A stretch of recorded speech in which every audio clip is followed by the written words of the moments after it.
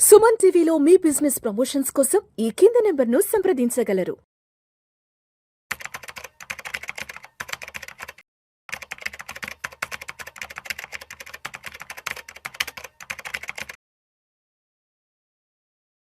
Sir Ramachandramurthy గారు నమస్తే sir. నమస్తే విష్ణు గారు. రామచంద్రమూర్తి గారు, బంగారం వెండి ధరల గురించి కాస్త డీటెయిల్ గా మాట్లాడుకుందాం ఈ వీడియోలో. జస్ట్ ఒక వారం 10 రోజుల క్రితం వరకు కూడా బంగారం వెండి ధరలు ఏ స్థాయిలో పెరిగాయో చూసాము. గోల్డ్ విషయానికి వస్తే దాదాపు 1,80,000 రూపాయల వరకు వెళ్ళింది. 2 లక్షల వరకు రీచ్ అయిపోతుంది అనుకున్నాం. తర్వాత సిల్వర్ చూస్తే ఆల్మోస్ట్ 4 లక్షలు 4,20,000 రూపాయల వరకు వెళ్ళింది ఒక 5-6 రోజుల క్రితం వరకు.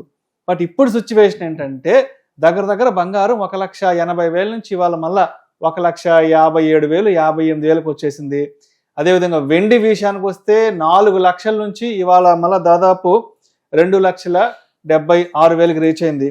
సార్ అంటే ఇవాళ ఒక్కరోజు చూస్తే మార్నింగ్ ఏమో 2,40,000 రూపాయలు ఉండింది, మళ్ళీ మధ్యాహ్నం 3:30-4 గంటలకి మళ్ళీ 2,76,000 వచ్చింది. అంటే ఒక 4-5 రోజుల నుంచి బంగారం వెండి ధరలు ఎలా ఉన్నాయంటే మార్నింగ్ ఒక రేటు ఉంటుంది, మధ్యాహ్నం ఒక రేటు ఉంటుంది, సాయంత్రం ఒక రేటు, రాత్రికి ఒక, అంటే ఒకే రోజులో ఒక 2 సార్లు తగ్గుతుంది, ఒకే రోజులో ఒక 2 సార్లు పెరుగుతుంది.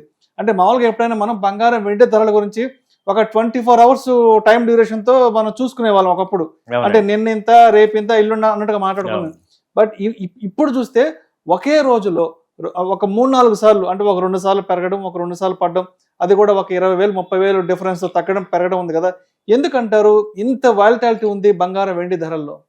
చాలా మంచి క్వశ్చన్ అడిగారు సార్. యాక్చువల్గా ఏంటంటే బంగారం వెండి ధరలో చూసుకుంటే ఇప్పుడు అన్బేరబుల్ స్టేజ్కి వెళ్ళిపోయినాయి. లాస్ట్ 3 months నుంచి కూడా ఏంటంటే అంత వరల్డ్ మార్కెట్లో అంతా కూడా యుద్ధాలు ఈ గోల్లో ఉండటం వల్ల ఏమైంది, యాక్చువల్గా ఇంటర్నేషనల్గా $2,500 ఉండాల్సిన ఔన్స్ గోల్డ్ ఇవాళ 5,500కి వెళ్ళిపోయింది. మొన్న శుక్రవారం పీక్ హైకి వెళ్ళిపోయింది, almost all time high.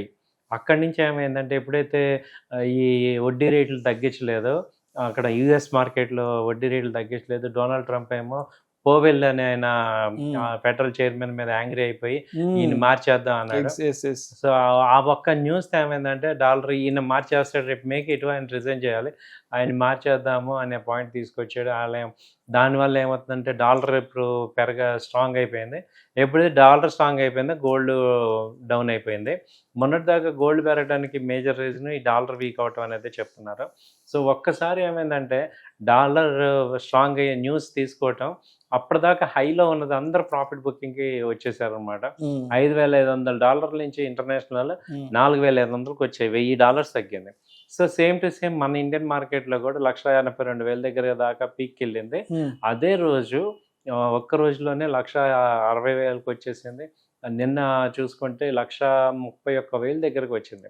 So ఇప్పుడు కొంచెం మూవ్మెంట్ వచ్చి వాళ్ళు 1,50,000 మీరు అన్నట్టు ఇప్పుడు ఇంటర్నేషనల్ ఏంటి $300 పాయింట్లు డాలర్లు పెరిగాయి. సో అసలు మనకి అంతకు ముందు $50 పెరగటమే చాలా ఎక్కువ. అంటే మనం 1,000 రూపాయలు 2,000 పాయింట్లు పెరగటమే చాలా ఎక్కువ గోల్డ్ సిల్వర్లో ఏది పర్ డే. అలాంటిది వాళ్ళ మీరు అన్నట్టు గంటకి 10,000 ప్లస్ ఆర్ మైనస్ అవుతుంది.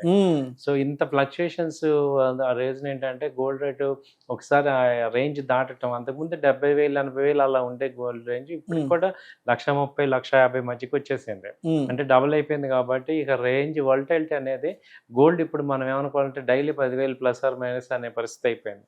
సో అలాగే సిల్వర్ పాయింట్ తీసుకుంటే ఇది ఇంకా ఘోరంగా అయిపోయింది. అది అసలు ఇంకా ఘోరం. ఇంకా సో 4,30,000 నుంచి ఒక్క రోజు $1,00,000 పడిపోయింది. 2 రోజు $1,00,000 పడిపోయి 2,30,000కి వచ్చింది. అసలు అన్బేరబుల్. అండ్ అసలు ఎవరు కూడా అంత పాలు తట్టుకునే వాళ్ళు కాదు. MCX ఫ్యూచర్ ఆప్షన్స్ చేసేవాళ్ళు అసలు కొలాప్స్ అయ్యే పరిస్థితి అనమాట. మళ్ళీ అక్కడి నుంచి కొంచెం ర్యాలీ ఇప్పుడు స్టార్ట్ అయ్యి 30,000-40,000 పెరగడం తగ్గడం జరుగుతుంది. ఇవాళ ఒక్కరోజే 2,40,000 నుంచి మళ్ళీ దాదాపు 2,76,000 వచ్చేసింది. సో 36,000 ఒక రోజులోనే మార్పులు జరుగుతున్నాయి. సో హై వాలటిలిటీ ఉంది దీనిలో గోల్డ్ సిల్వర్ లో.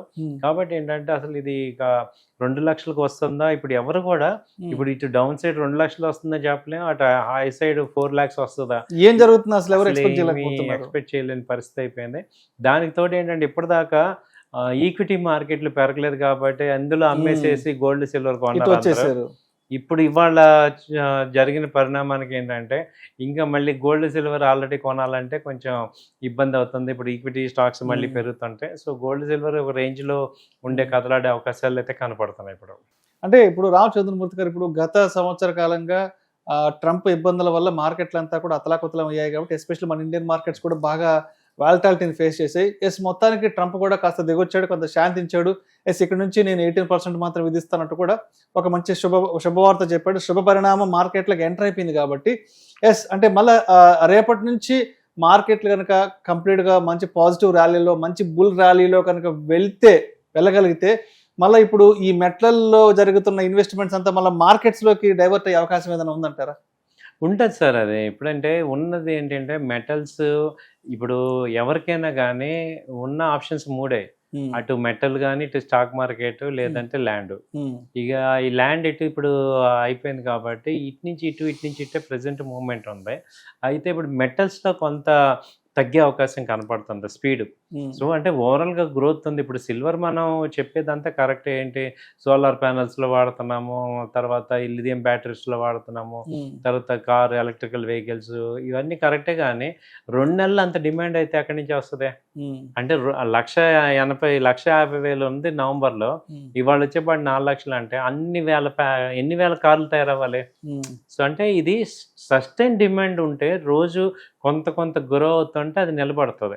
ఇప్పుడు ఏంటంటే ఒక హైప్ మీద వచ్చిన రేట్లు కాబట్టి ఇవి ఒరిజినల్ రేట్లు అవ్వవు.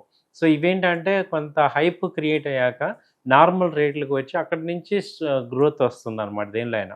సో అలా ఇప్పుడు ఏమవుతుందంటే ఈ మార్కెట్లో ఒరిజినల్ రేట్ అనేది ఇప్పుడు డిరైవ్ అవుతుంది సిల్వర్ కానీ గోల్డ్ కానీ, దాన్ని బేస్ చేసుకుని. ఎందుకంటే మేజర్గా వీక్ హ్యాండ్స్ అందరూ కూడా ఇక మార్కెట్లో అక్కడక్కడ డబ్బులు తెచ్చి ట్రేడ్ చేసే వాళ్ళందరూ ఇక పారిపోతున్నారు.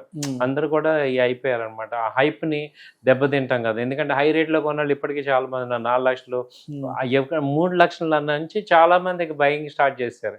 యాక్చువల్గా ఆ రేట్ చాలా హై అని మనకు తెలుసు, కానీ బాగా వచ్చేసింది రేట్. ఆ ఊపు అలా వస్తుంది అనమాట. సో ఇప్పుడు ఇది 2,50,000కి వచ్చింది కాబట్టి ఇప్పుడు ఇది ఎక్కడ ఉంటుంది ఏంటి అనేది ఒక 4-5 రోజులు, ఒక 1 వీక్ ఆగితే గానీ దీని డైరెక్షన్ తెలియదు. సో ప్రెసెంట్ ఇక్కడ కన్సల్టేట్ అవుతుంటది 2.30 నుంచి 2.70 మధ్యలో కన్సల్టేట్ అవుతూ ఉంటది. సో అలా చేసుకోవచ్చు. అంటే ఇప్పుడు సిచ్యువేషన్ ఎలా ఉందంటే, ఇప్పుడు మనం ఈ వీడియో షూట్ చేస్తున్నప్పుడు మాట్లాడుకున్న రేట్లు ఒక విధంగా ఉంటాయి. అవును, ఈ వీడియో ఎడిటింగ్ అయ్యి ఇది మళ్ళీ ఆడియన్స్ లోకి వెళ్ళేటప్పటికి ఒక విధంగా ఉంటాయి. అంటే అప్పటికి పెరగొచ్చు, తగ్గొచ్చు. అంటే చెప్పాను కదా, అంటే ఒకే రోజులో దాదాపు ఒక 3-4 విధాలుగా బంగారు వెండి ధరలు తగ్గడం ప్రయాణం జరుగుతున్నాయి. బట్ చూద్దాం, మొత్తానికి ట్రంప్ అయితే ఇండియన్ మార్కెట్స్కి ఒక మంచి పాజిటివ్ న్యూస్ ఇచ్చారు కాబట్టి రేపటి నుంచి ఈక్విటీ మార్కెట్స్లో ఏదైనా మంచి ర్యాలీ వచ్చి అటు మెటల్స్లో ఇన్వెస్ట్మెంట్స్ మొత్తం కూడా ఈక్విటీలోకి వచ్చే అవకాశం ఉంటే, సో ఆబ్వియస్గా మెటల్ ప్రైసెస్ ఏమో తగ్గే అవకాశం తగ్గుతాయండి. తగ్గటం వల్ల ఏంటంటే మన ట్రేడర్స్ అప్ అండ్ డౌన్ అవటం వేరే విషయం, కానీ ఇప్పుడు ముహూర్తాలు వాళ్ళందరికీ కూడా చాలా పెళ్లిళ్ళు చేసిన వాళ్ళకి, నిజంగా గోల్డ్ కొనుక్కునే వాళ్ళకి ఇది మంచి తగ్గటం అనేది చాలా సూపర్ అన్నాము. ఎందుకంటే 1,80,000 అంటే అసలు కొనలేని, అన్బేరబుల్ కదా. 1,80,000, 82,000కి వెళ్ళిపోయింది. చాలా అన్బేరబుల్. ఈ రెండోది పెళ్లి చేయాలంటే కంపల్సరీ గోల్డ్ కావాలి మన హిందువుల పెళ్లిళ్ళు అంటే. అలాంటప్పుడు 40,000 తగ్గటం అంటే 10 గ్రాముల రేటు చాలా మంచిగా తగ్గింది. సో అది నిలబడి కొంచెం ఈ మార్చి, ఏప్రిల్ వరకు కూడా ఈ లో లెవెల్స్ లో ఉంటే, అంటే అంతంత పెరగటం కూడా కరెక్ట్ కాదు ఎకానమీకి. ఎస్పెషల్ గా మనకి ఏంటంటే ఇంపోర్ట్స్ ఎక్కువ మనకి ఎఫెక్ట్ అవుతున్నాయి. కరెంట్ అకౌంట్ డెఫిసిట్ ఎక్కువ అవుతుంది, రూపీ ఇంప్రూవ్ అవుతుంది. సో గోల్డ్ అంత ఎక్కువ పెరగటం ఇండియాకి మంచిది కాదు. అంటే ఒక కామన్ మ్యాన్ ఒక వస్తువు కొనలేని విధంగా వెళ్ళలేకపోవడం అనేది అది కరెక్ట్ కాదు ఎకానమీకి. ఏదైనా సరే అందరికి అందుబాటు ధరల్లో ఉండాలి, కానీ దాన్ని మనం క్యాచ్ చేయలేని విధంగా అది ఉంటే కరెక్ట్ కాదు ఎకానమీకి.